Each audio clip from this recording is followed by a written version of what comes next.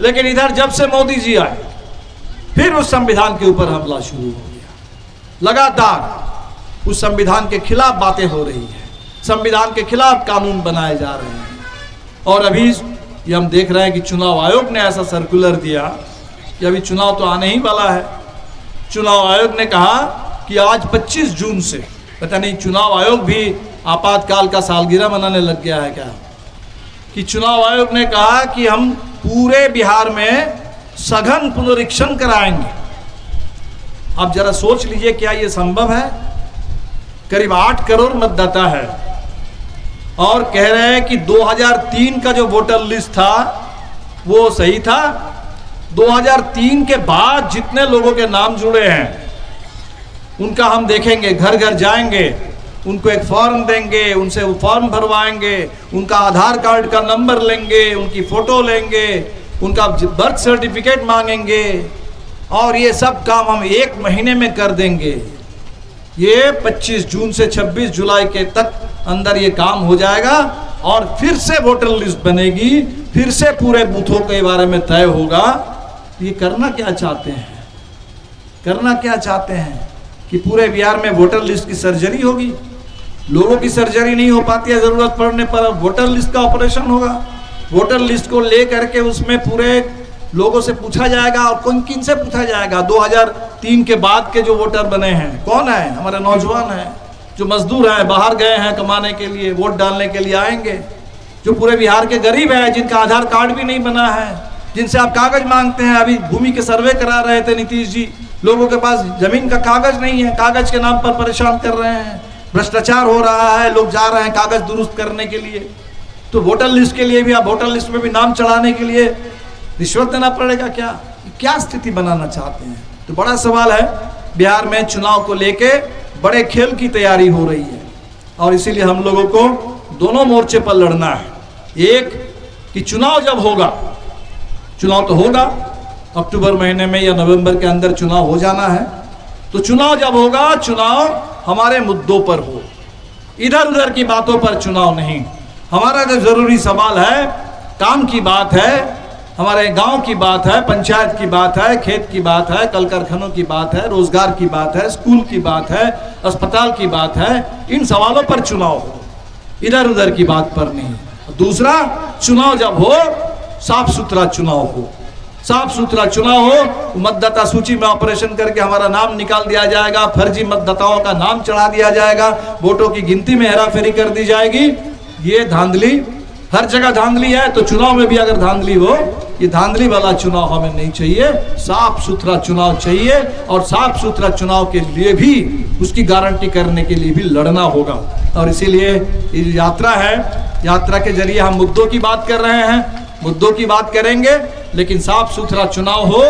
एक एक वोट गरीब का, एक एक वोट गांव का, वो वोट कहीं बर्बाद ना हो। इस वोट हम डाल सके, संविधान का अधिकार है, उस अधिकार के साथ कोई खिलवाड़ ना हो, ये भी हमें देखना है। तो हमने कहा कि भाई हम अपने मुद्दों पर बात करेंगे, अपने मुद्दों पर। अपने मुद्दा क्या? नीतीश जी का नारा तो अच्छा था, नारा गलत नहीं था। विकास, न्याय के साथ विकास, बिल्कुल सही बात है। सुशासन बिल्कुल जरूरी है, अच्छी बात है। तो मुद्दा तो उन्हीं का था, वही उन्होंने कहा था कि हम देंगे, लेकिन उसके जगह पर बिल्कुल उल्टा कर दिया। और इसीलिए हमारे सामने बड़ा सवाल है कि बिहार में इतनी जो महागरीबी है, 2 लाख रुपया देने के लिए आपने कहा, किसी को नहीं दिया। इंडिया गठबंधन में हम लोगों ने तय किया कि सरकार से काम होने वाला नहीं है, हम लोग लड़ रहे हैं, लेकिन इस बार सरकार बदलेगी और जो सरकार आएगी इंडिया गठबंधन की, तय कर देगी, सुनिश्चित कर देगी कि बिहार के तमाम गरीबों को 2-2 लाख रुपए का जो सरकार ने कहा था वो मिलेगा। अभी पेंशन की चर्चा हो रही है कि नीतीश जी 20 साल लगा दिए। 20 साल पहले 400 रुपये मिलते थे, तो 20 साल पहले अगर किसी को आप 400 रुपये दे तो उसका थोड़ा बहुत तो मतलब था। 20 साल पहले 400 रुपया, 400 रुपये का मतलब दिन का हिसाब लगाइए तो 15 रुपये से कम, 13-14 रुपये। तो 20 साल पहले 13-14 रुपये का कुछ मतलब होता था। लेकिन 20 साल में जो महंगाई बढ़ी, क्या मतलब है आज? 400 रुपये का कोई मतलब नहीं था और इस पर हम लगातार लड़ रहे थे। तो नीतीश जी को याद नहीं आया, अभी चुनाव से पहले लगता है गहरी नींद से अचानक नींद खुली है। अब कह रहे हैं कि हम 1100 रुपये देंगे और 1 करोड़ लोगों को फायदा पहुंचाएंगे। तो 1100 रुपये का मतलब क्या हुआ? प्रतिदिन का हिसाब लगाइए तो 50 रुपये भी नहीं है, 40 रुपये भी नहीं है, उससे भी कम। तो 40 रुपये के कम दे करके आप कौन सा विकास कर देंगे? कौन सी गरीबी को कम कर देंगे? कौन सा राहत पहुंचाएंगे? हम लोगों ने तय किया कि भले नीतीश जी और मोदी जी 20 साल लगा दिए 400 से 1100 तक पहुंचने में, इंडिया गठबंधन की सरकार बनेगी, हम शुरुआत करेंगे 1500 रुपए से और वो गाड़ी आगे बढ़ेगी। हमें पूरे 3000 का जो हमने नारा दिया है उस दिशा में आगे बढ़ना है। तो जो मुद्दे हैं इस पूरे महंगाई के दौर में, ये जो कर्ज का बोझ, अभी जब लोग कहते हैं कि भाई 6000 से कम कमाई पर लोग किसी तरह जिंदा हैं, 6000 से कम आमदनी और करीब 1 करोड़ 94 लाख से ज़्यादा, लगभग 1 करोड़, 1 करोड़ व्यक्ति नहीं, 1 करोड़ परिवार। 1 करोड़ परिवार का मतलब करीब 4 करोड़ 5 करोड़ की आबादी, और एक परिवार की कुल आमदनी। कुल आमदनी का मतलब है कि अगर किसी को मनरेगा में थोड़ा काम मिला है, मनरेगा से कुछ पैसा मिला, वो उसमें शामिल है। अगर उस परिवार में किसी महिला को रसोईया में काम मिला हुआ है, काम करती हैं, तो उसका भी पैसा उसमें है। अगर आप आशा में हैं तो आशा का पैसा भी उसमें है। तो जो भी आपकी पूरी कमाई है, वो पूरी कमाई जोड़ करके भी, पूरे परिवार की पूरी कमाई जोड़ करके भी 6000 नहीं पहुंच रहा है। ये जो गरीबी है, जिसका मतलब लोग कैसे जिंदा है? तो लोग कर्ज ले रहे हैं, कर्ज ले रहे हैं, और ये माइक्रो फाइनेंस कंपनियां जाल बिछा रही है पूरे बिहार में। अभी नीतीश जी ने कहा कि हम जो स्वयं सहायता समूह से जो कर्ज लिया हुआ है उसका जो ब्याज है उसको थोड़ा कम करेंगे, 10% है तो उसमें 3% का बोझ हम उठा लेंगे, सरकार उठा लेगी, 7% आपको देना पड़ेगा। ये ब्याज तो, ये कर्ज बहुत कम है, स्वयं सहायता समूह से कर्ज मिलता नहीं है। हम लोग तो कब से मांग कर रहे हैं कि और ज़्यादा कर्ज दो, और कर्ज अपने लोगों से ब्याज क्या लेना है? क्या कारोबार करना है? क्या सरकार को तो चाहिए मदद करने के लिए।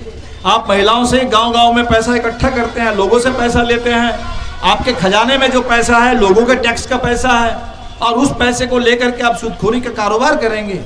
तो जब वीपी सिंह देश में प्रधानमंत्री बने थे 89 में, जब हमारे रामेश्वर जी उस समय आरा के सांसद होते थे, हमें याद है उस समय बात हुई थी कि इस देश में किसानों के लिए, गरीबों के लिए, महिलाओं के लिए जो भी कर्ज हमें देना है, सरकारी कर्ज, वो कोशिश हम करेंगे कि बिना ब्याज का कर्ज हो, और अगर उस पर ब्याज लगाना भी है तो मैक्सिमम 4%, 100 में 4, इससे ज़्यादा बिल्कुल नहीं, इससे ज़्यादा बिल्कुल नहीं है।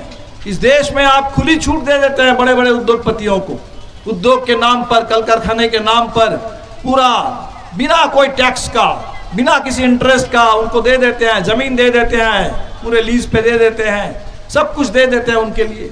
और गरीब के लिए, किसान के लिए, इस देश के नौजवानों के लिए वहाँ आप अगर कर्ज देते हैं तो वहाँ उसके ऊपर 10% का इंटरेस्ट, 20% का इंटरेस्ट, ये कौन सा मजाक है?